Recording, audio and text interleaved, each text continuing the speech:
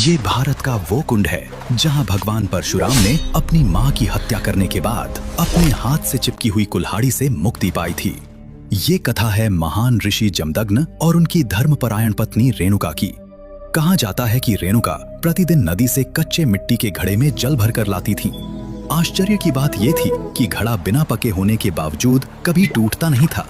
ये उनके सतीत्व और तप की शक्ति थी। उनके 5 पुत्र थे, जिनमें सबसे छोटे थे विष्णु अवतार भगवान परशुराम। एक दिन नदी तट पर जल भरते समय रेणुका की दृष्टि कुछ गंधर्वों पर पड़ गई, जो जल में आनंद क्रीड़ा कर रहे थे।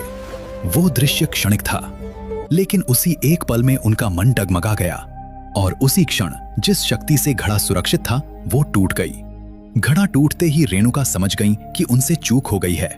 जब वो आश्रम पहुंची तो ऋषि जमदग्नि अपने तपोबल से सब कुछ जान चुके थे। क्रोध में आकर उन्होंने अपने पुत्रों को आज्ञा दी, अपनी माता का वध करो।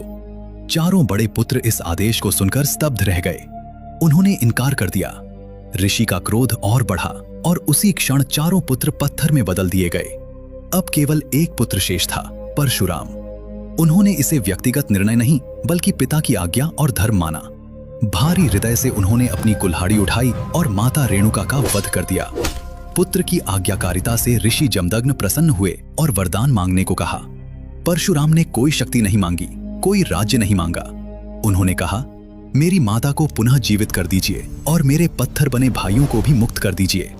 क्षण भर में सब कुछ वैसा ही हो गया जैसे कुछ हुआ ही ना हो। लेकिन कर्म का लेखा अब भी शेष था।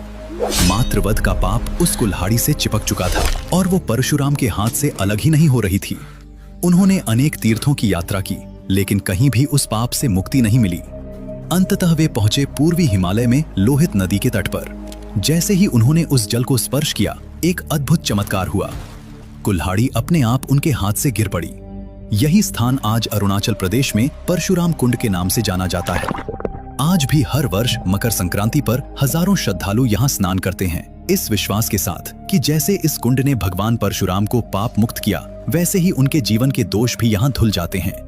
यदि आप भगवान परशुराम के भक्त हैं तो कमेंट में जरूर लिखें, जय परशुराम।